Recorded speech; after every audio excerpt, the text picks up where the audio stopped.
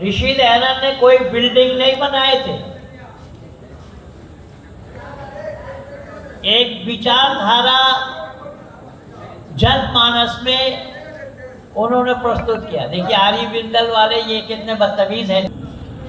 2 वर्ष के बाद जब ऋषि दयानंद ने लाहौर में आर्य समाज की स्थापना की 1877 में, तो आर्य समाज को 10 नियमों में आबद्ध किया। तो आइए मैं थोड़ा सा संकेत कर रहा हूं, यद्यपि पूरा तो नहीं कर पाऊंगा, जितना हो सकेगा समय के अंतर्गत मैं करूंगा। ऋषि दयानंद सबसे पहला नियम में ये बतलाते हैं, और जो पदार्थ विद्या से जाने जाते हैं उन सब का आदि मूल परमेश्वर है।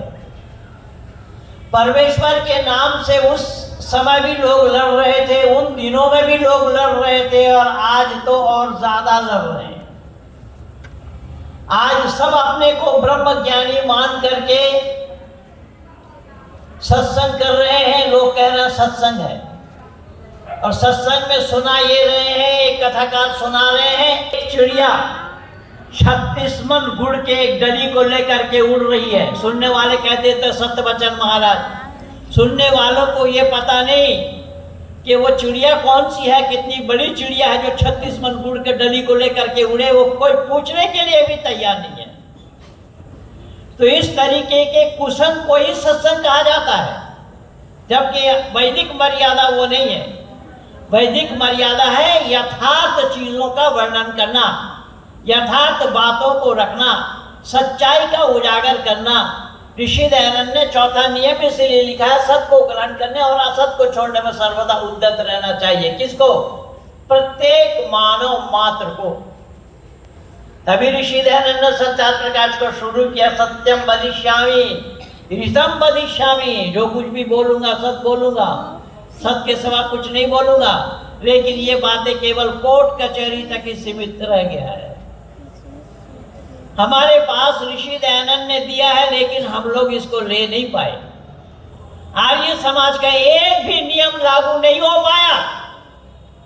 गंगा बाबू भी रहे हैं राज्यपाल, मैं दावा के साथ चुनौती दे रहा हूं, गंगा बाबू आर्य समाज का एक भी नियम अपने राज्यपाल के रहते हुए वहां कोई कार्यक्रम के आधार पर रख पाए क्या? एक नियम लागू किया जाता, 5वां नियम, सब काम धर्मानुसार अर्थात सत्य और असत को विचार करके करना चाहिए।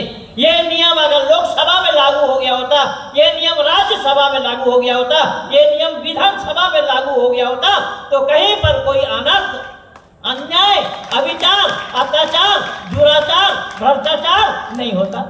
आज लोग भ्रष्टाचार में डूबे हैं। ना अन्ना हजारे को अनशन करना पड़ता, और ना रामदेव को अनशन करना पड़ता, और ना महिलाओं का कपड़ा पहन करके रामदेव को भागना पड़ता। ये सारा काम इसीलिए हुआ है कि सत्य को इन्होंने कभी भी स्वीकार नहीं किया। इसीलिए ऋषि दयानंद आर्य समाज के 5वां नियम में लिखते हैं कि सब काम धर्मानुसार अर्थात सत्य और असत को विचार करके करना चाहिए। लेकिन आप तो सत्य को अपने पास आने नहीं देते, और सत्य के नजदीक ये जाते नहीं। जो इन सत्य से आप दूर हो गए, जिस सत्य पर आधारित है आर्य समाज। ऋषि दयानंद ने आर्य समाज के जो 10 नियम लिखे हैं उसमें 5 बार सत्य है, और जो मूल ग्रंथ उनका है उसका नाम भी सत्यार्थ प्रकाश है। लेकिन आर्य समाजी तो सत्य से कोसों दूर है। फिर ऋषि दयानंद के मंतव्यों का उजागर कौन करेगा? ऋषि दयानंद के मंतव्यों को जनमानस में कौन लाएगा, जब आर्य समाजी कहला करके ही इससे दूर हो रहे हैं। तो मैं एक एक करके थोड़ा थोड़ा वक्तव्य दे रहा हूँ, बोल रहा हूँ, यद्यपि मेरी बात बहुत कड़वी है, और आप लोगों ने मान रखा है कि सच कड़वी होती है।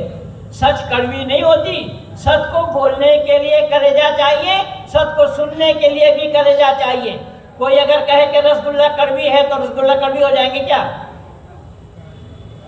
सत्य बोलना इतना आसान काम नहीं है।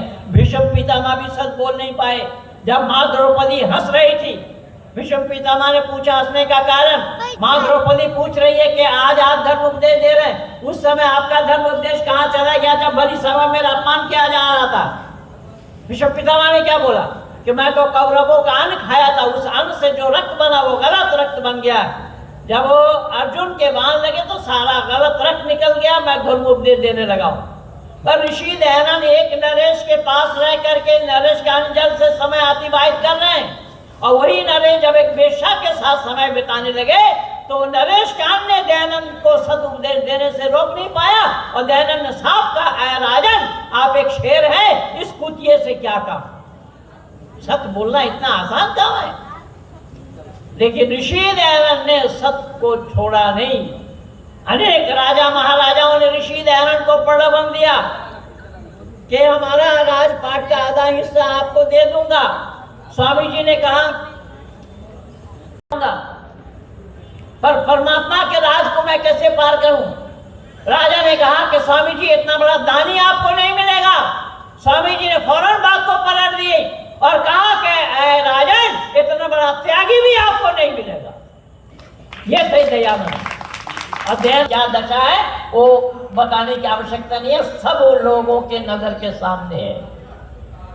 तो कहने का तात्पर्य मेरा ये है, मैं केवल सिद्धांतिक चर्चा करता हूं। आज 40 वर्ष हो गया है, मैं इसी सिद्धांत के आधार पर सत्य वक्ता और सत्य लेखक के नाम से मुझे जानते हैं संपूर्ण विश्व के आंगन में।